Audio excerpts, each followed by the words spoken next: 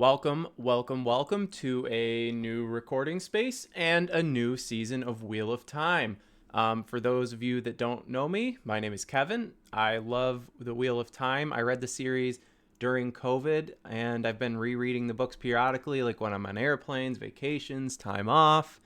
I've done reactions and discussions on the season 1 content and some of the season 2 teasers, and I am here to dive into season 2. Just a disclaimer, I am critical of a few things in the show, but certainly not a hater. But what I think I'm going to do is separate these videos into positive things first and then critiques in the later halves of the video. So depending on what you came here for, feel free to skip around. I'm still going to do the standard discussion breakdown that I've done in the past, which is generally just a long format review and discussion of scenes chronologically throughout the episode. With that being said, let's get right into season 2. We've waited, it feels like 3 years, 4 years, 12 to start. So let's jump right into it. So we start off with the Dark Friend meeting that I've already done some discussion on in a previous video. Since this was released as a teaser, for those of you that don't know, they added a little bit on to the end of episode 8 of season 1, I believe, like a couple weeks ago, maybe a month ago, and it gave this like intro scene to us. And this is an interpretation of the Dark Friend meeting we get in the book 2 prologue, and it teases a number of characters for us. Doesn't really quite show them yet. We've got a guy from Faldara, which is where the end of season 1 took place, if you forgot. We've got a Sanchan Highblood, which is that lady with the fingernails. They don't quite reveal who it is quite yet. And this one's a little different. For those of you that haven't read the book, we get this lady with the black Aes Sedai ring on her finger, which is supposed to show us that she is Black Aja, which, you know, in the books, because of the way this works with movies and TV and stuff like that, the rings are how they show us the Ajas. So the black ring is something new, but it's just to like let us know this is an Aes Sedai. She's bad. And then, of course, we see the most sinister person of them all, which is Padan Fain. And we get one of my favorite parts that they've added to the show, which is that weird whistle they play when he's on screen. That's something I really enjoy, and I've said it in past videos. I hope that whistle thing becomes like a little cultural thing, at least with fans of the show, because it just stands out, and I think it's a nice little touch that they added. Now, I hate to get into a negative thing so early on in this video, but I'm just personally not a fan of the Moiraine being shielded from the source plot line. But true to the nature of women losing their ability to channel in these books, it does quite a number on her spirit and subsequently lands, and kind of creates this, you know, not hostile dynamic between the two. Maybe it is a little hostile. Unfortunately, it's just not for me. I know some people like it. It's an expansion on these two characters. They get to see more. But I think it's just a personal preference thing. But on a more positive note, we have our first of many character introductions this episode with Varen Sedai, who looks every bit Varen as one could imagine. She's wearing the brown attire. I don't know. She looks like Varen. We have Adelaus. She's watching Lan practice, which is like a thing in the books. Aes Sedai, they fucking watch warders do practice with their shirts off. It's a thing. They're all thirsty. Then she makes that trousers joke. Doesn't land for me, but to each their own, I guess. Even if that is true to story material, I think when you read shit on pages in a giant ass book versus when you watch it on screen. But I know some people did enjoy that, so that's fine. It's fine. We also get the reveal of Thomas, Varen's warder, which is another character that was kind of speculated on. I know there was the dude, they showed his ponytail from the back and him fighting in a scene which we get later on, and there's a lot of speculation around that. He's a character that appears throughout time. I don't want to give a certain amount of window because that's kind of a spoiler. But perhaps the most exciting reveal of all in this episode was the very next scene with our Captain Bail Doman. I don't know if I'm pronouncing that right, but he had his classic Scooby-Dooby-Doo Illionaire accent. And this kind of sets up a introduction to how Moraine is looking for something. She's keeping it from Lan. And it shows despite her loss of the power, she is still quite capable of pulling strings and making things happen like a Blue Aja would be able to do. So that's kind of interesting. And this kind of reminds me of a certain character that loses their ability to channel. I think in is it book 3 or book 4? She's another blue, and not technically not a blue. And she's able to kind of keep pulling strings, doing stuff in the background, and this actually kind of reminds me of that. So I wonder if there's anything going on there, but it just gives us an idea of the scope of, like, specifically Moraine's ability and her temperament and what she can do, because a lot of Aes Sedai in her situation would just cease their will to go on. They would be nothing. And so I guess in one way, this does show us how resilient Moraine is. So now we jump over to the tower and we're reintroduced to Egwene. She's doing novice chores, and I'm a big fan of the costume design they went with in the show. I think it shows them really well. And then she's sitting there looking at the Amaryllis Seats outfit, which I also think is a pretty good rendition. And, you know, it's just sitting there for us to see. I don't know what that's about. And then they do this kind of panning shot with, like, the city, lower city in the background, showing the tower coming up out of the ground. I really thought that was a cool shot. I think they show a couple pans of the city in this one, and I think they've done a really good job showing Tar-Valon's, just, it's bustling, it's going on, and I really like that, the way they've done that. And then we get a few glimpses of life in the tower as she's kind of strolling along. We've got the hallways, we have warders sparring, we've got sisters and accepted and other people watching them. And then we go to the kitchens where things are going on. We have novices doing chores. We spend quite a few sections in the kitchen, so seeing this specific spot come to life was kind of a nice little treat. And it, you know, it brought back a lot of memories of when I'm reading these books and a lot of the things that go on. And it was just, I don't know, this specific scene in the kitchen was a nice little nostalgia bump for me. I don't know about you guys. So then we get this scene with Alana trying to do a little bit of a lesson in the kitchen. And one thing I've always liked about Wheel of Time is they find practical uses for their magic system in everyday life. And this was a nice little one where they're using, like, the floating, it's supposed to be like a sand filter. They're pouring the dirty water through the sand and it's filtering out clean water. Obviously, they have this whole thing. Nynaeve can't figure out how to do it. She gets mad. She just slams the water, yada, yada, yada. Cute little scene. It almost feels like the Nynaeve and Egwene are able to get away with being a little more standoffish than I feel like they normally would be able to.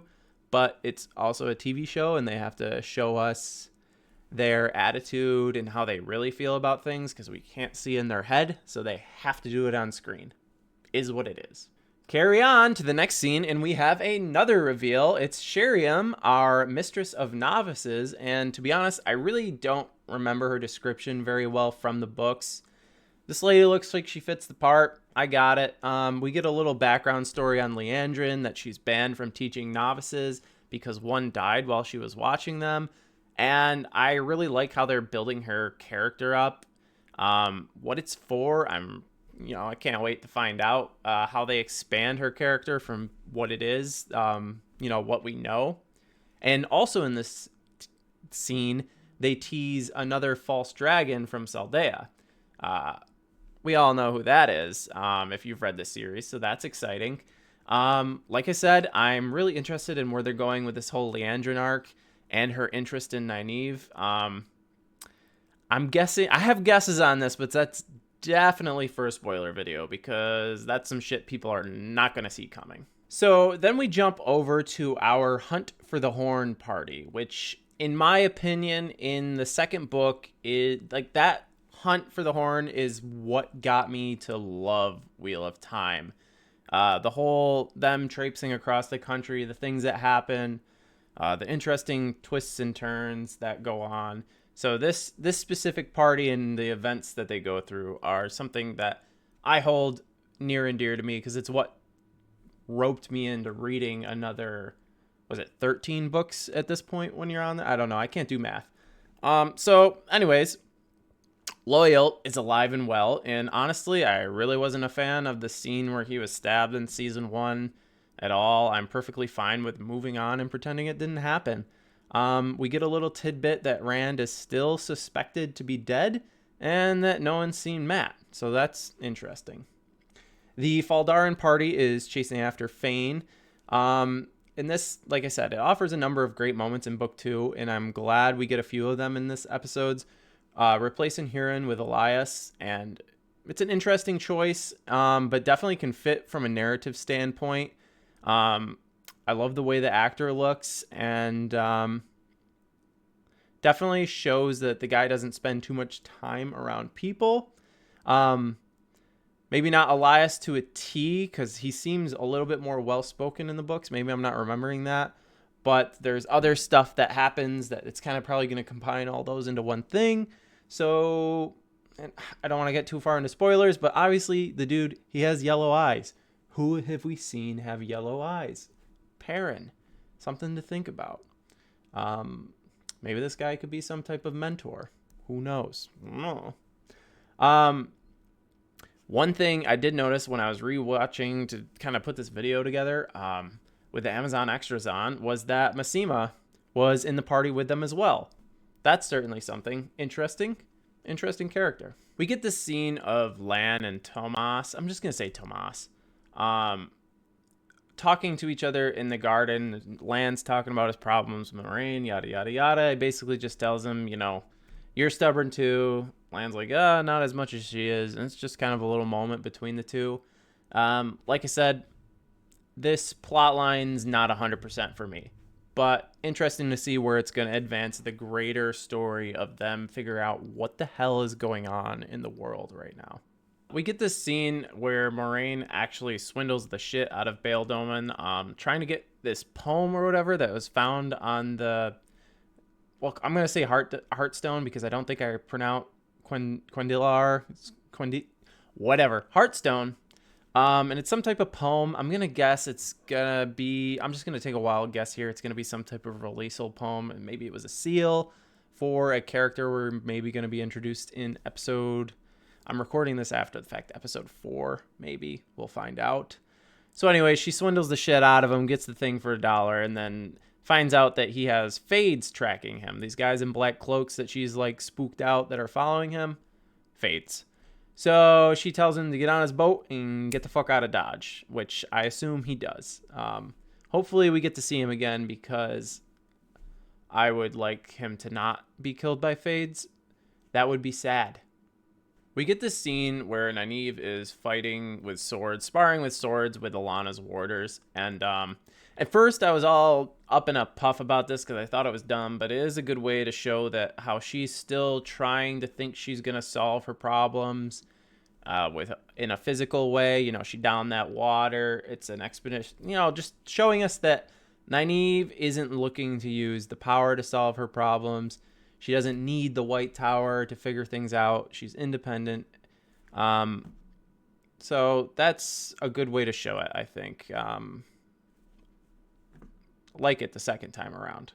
Next scene, we're back to Egwene, who, by the way, like Madeline Madden, one of my favorite actresses. All her scenes in this show, I think I've enjoyed. I don't think there's been a single Egwene scene that I haven't liked. I think when it comes, there's a lot of good actresses and actors in this show. I think she's the best. I think the writing for her character is the best. I think all the scenes she is in are great. So anyways, she goes to Alana to try and get a little bit of help from that lesson that they had earlier. There's this bit of mix up with the whole like 3-way thing. That it's not for me. I know it's for a lot of people. That's fine. But anyways, they have that little joke, yada. Oh no, I'm actually here to learn. And then she just like quickly explains, like, don't focus on all the individual grains, one collective thing. And then she says that it's going to be nothing worthwhile is neat and tidy. Little life lessons for Egwene as she goes throughout this world. Maybe will be useful to her. Then we fast forward to Nynaeve in the kitchens trying to figure out how to do said weaves from before by herself. Let's see how it goes. All right. So this next scene is pretty fucking badass. I just rewatched it again to get a little more up to date on it. Liandrin comes in and she's talking to Nynaeve. And basically, like, the whole thing is Nynaeve can only channel when she's pissed off, when she's mad. So Liandrin draws it out of her. You know, she talks some shit about Lan. Wait, no, this is after she... Dude, when she pulls out that fucking power sword, A, I think it looks pretty good. And two, the way she fucking Spider-Man flings that shit out and it's just fucking going there. And she's explaining, kind of giving a little exposition to us, the audience, too, about, like, for Aes Sedai, they don't need blades and swords and stuff. She's like, I'm going to get tired. I'm going to get too close. The idea is to use the power to make it so it's not an even fight, so there is no threat. Then she shoves Nynaeve up against the wall. This it was a good scene. I thought, I don't know, the way she fucking talks and the way she moves around, it's dope. And the way she's kind of setting Nynaeve up to say, there's different ways to channel. You can channel through anger. I mean, it kind of reminds me of fucking Palpatine at this point. Like, yeah, kill him, Anakin. Or however he fucking says it. Whatever he says. I really like it. And so Nynaeve gets pissed off, shoves her back, and then one thing I like, so Liandrin's back like this. She's back up against the wall like this, and she cuts Nynaeve off. And it just does the fucking CGI weaves and stuff. Looks pretty cool. And it's not channeling, showing her hands and doing the stuff. So I'm glad. I don't know why. I think because the channeling in like the first season when they were being really exaggerated with their hand movements looked funky to me. So to see her just channel just off the cusp of her head, she cuts Nynaeve off. They have their conversation about the power and stuff, and then she lets go of the source. Lets go of cutting Nynaeve off, and you can see she's fucking rattled. And you know she kind of does this little double take when she's walking out the door. And I'm wondering if it's just she's just shocked at how hard she had to try to cut Nynaeve off. Just kind of showing like, and this is to show how strong Nynaeve is.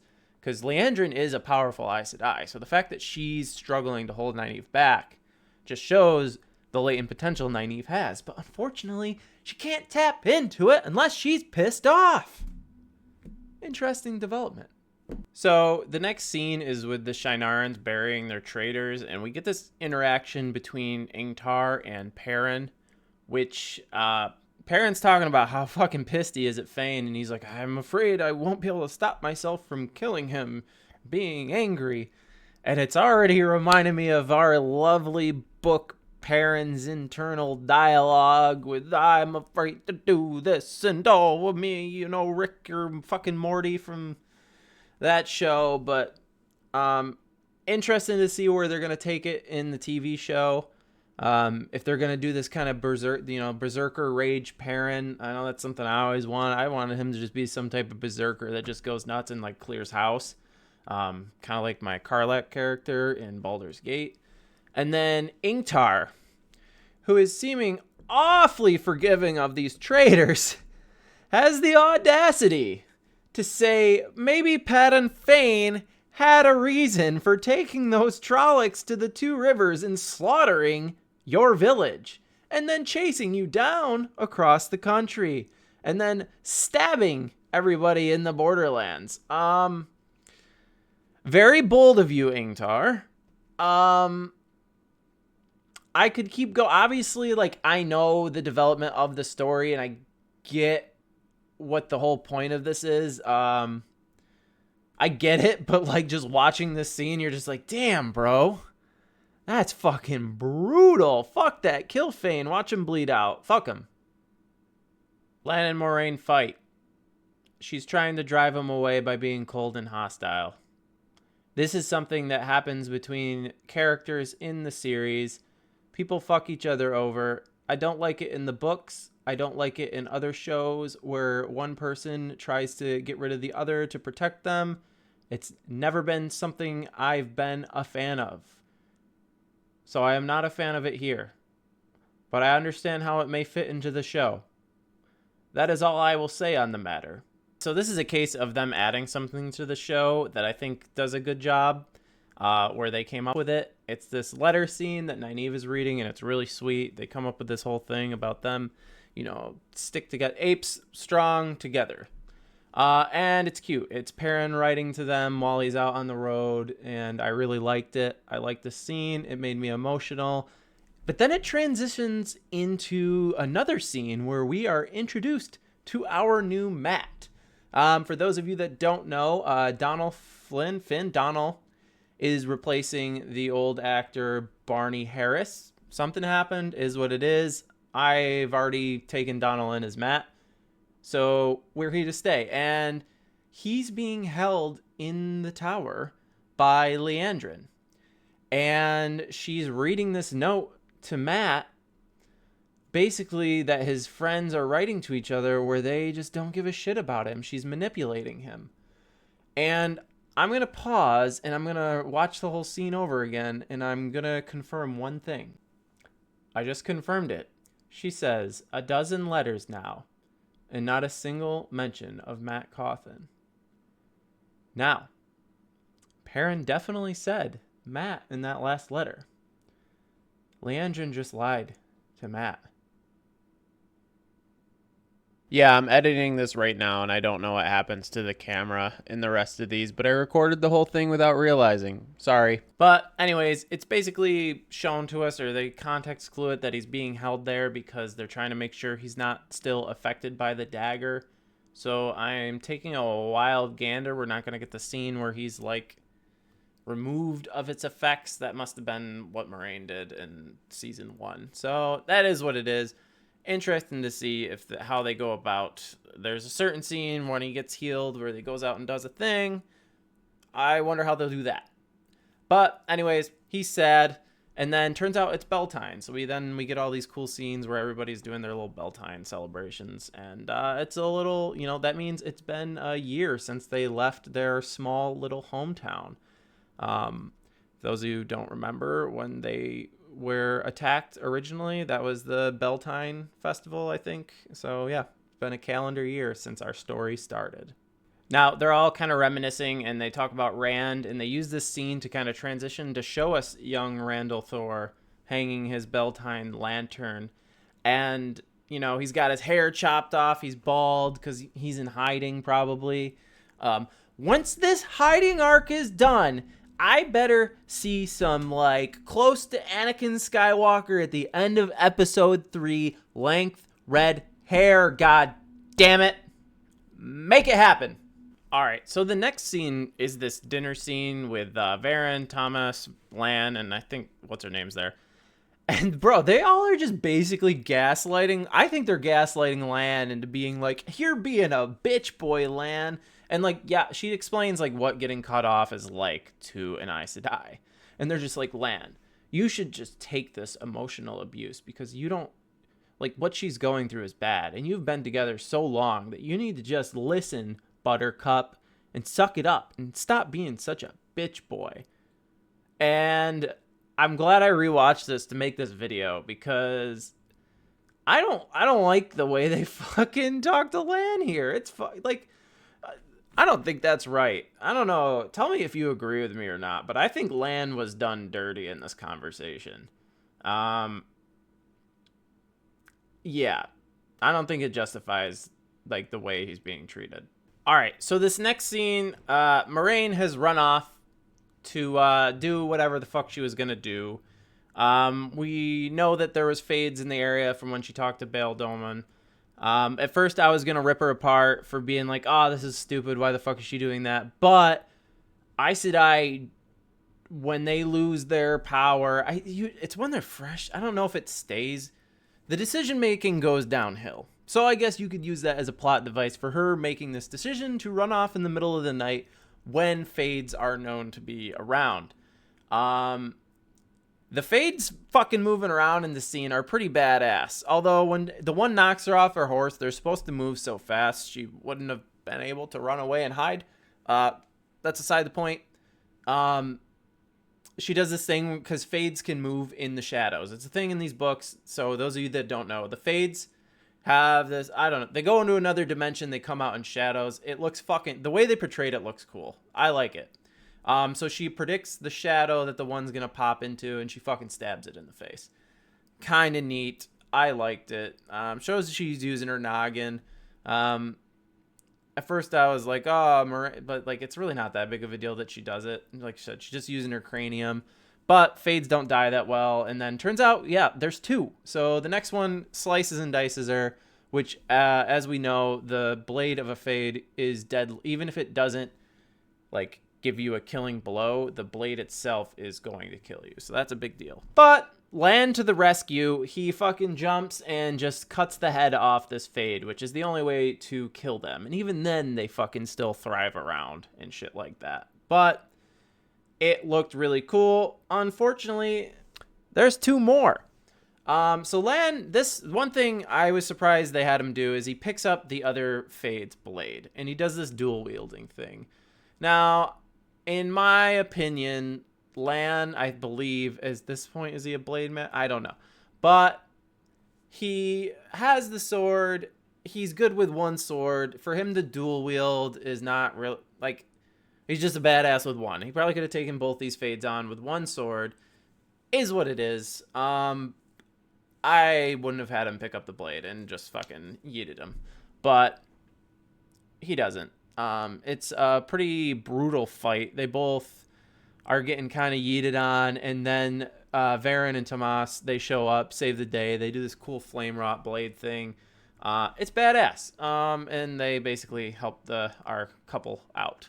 And the episode ends with a little touching but frustrating moment between, well, obviously she didn't mean to do it. She passed out because she's fucking dying. But Lan's like, what aren't you telling me? Why did you run out here in the middle of the night and risk being killed by two fades? He knows she's smart, so whatever would drive her to do that, not tell him, it must be pretty serious.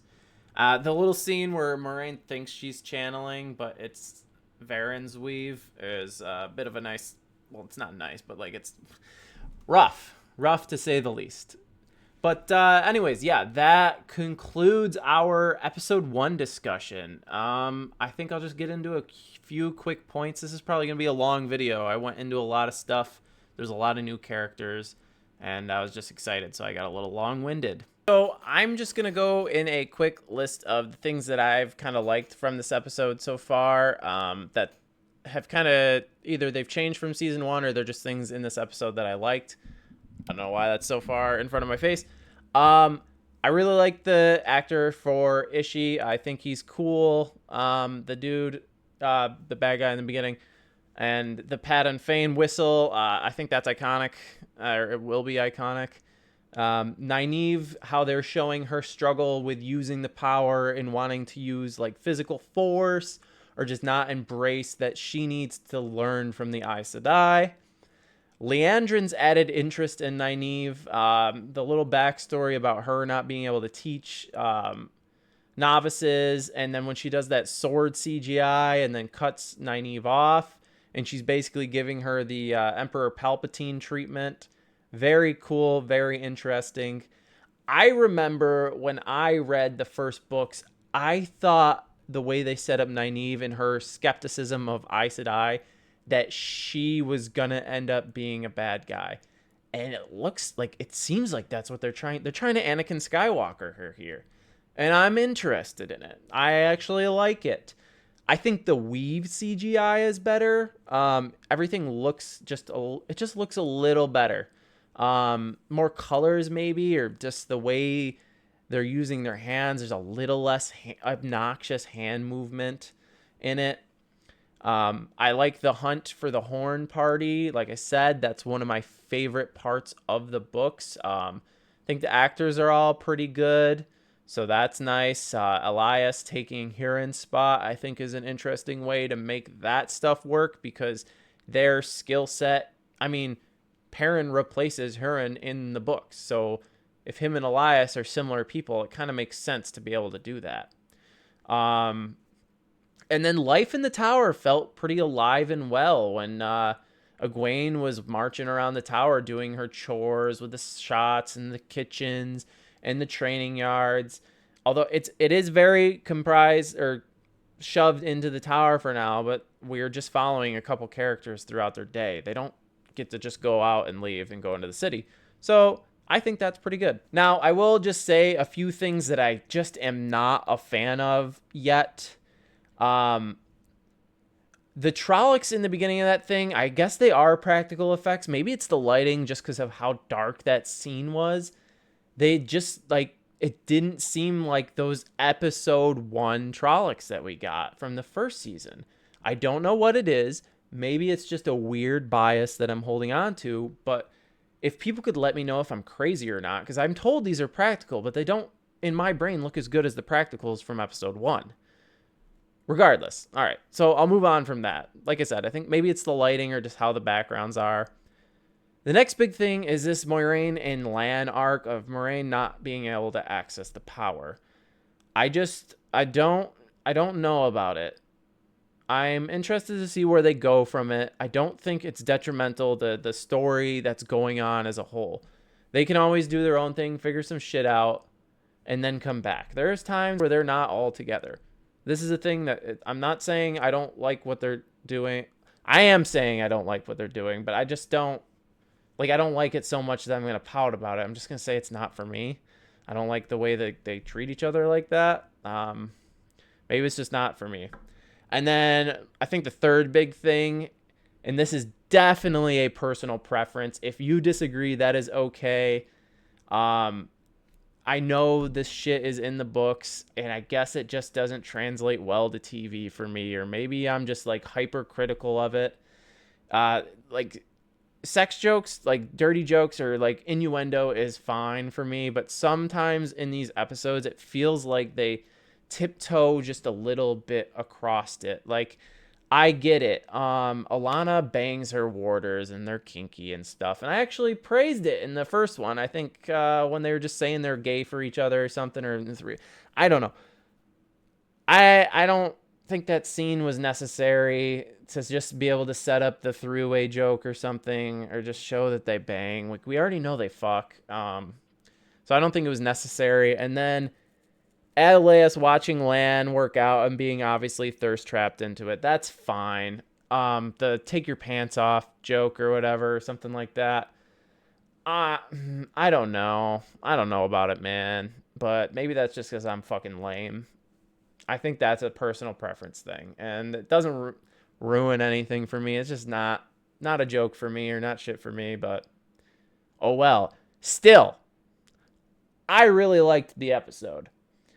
I don't know if I want to do a rating or not. Out of 10, like 10 being like fucking Memory of Light, some of those like top scenes that I know Wheel of Time could be if it was the fucking big budget top direction, like your massive stuff, and then 1 would be like the very worst episodes of some low budget garbage. Like, I would say this is probably just average Wheel of Time, like at a 5 out of 10. But I'm saying, like I said, 10 is like Memory of Light, or not even like Veins of Gold chapters, like Darth Ran, Meridon, like shit like that. So I'll just go 5 out of 10. I don't think it's bad. But I don't think it's anything better than like good to the point where we're going up. I was a little giving last season, I think, on some things, but this episode, 5 out of 10. I almost want to say 6 out of 10 just because we got some new characters and that was fun.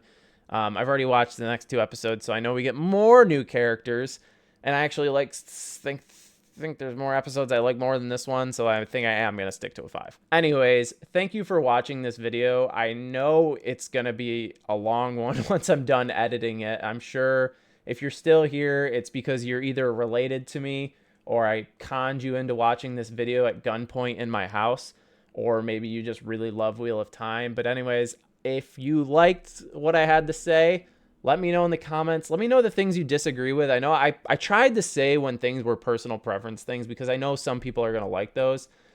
Let me know maybe stuff that I got wrong, or like just be nice about it. Don't be a fucking dick. Also, if you hated the episode, you're welcome to say your criticisms and disagree with me, but like don't be a dick. Basically, don't be a dick if you disagree, or well, if you disagree. Yeah, if you agree, let me know and then I'll just stroke my ego. But anyways, thank you for watching. I will work hard to get episode 2 and 3 out, but episode 4 comes out tonight. So I'll probably skip 2 and 3, do 4, then go back and do 2 and 3 because I'm very busy at work. Anyways, thank you for watching. I'm excited for the rest of this season. It's definitely, to me, seems to be an improvement from season 1, and I'm looking forward to seeing where we go from here.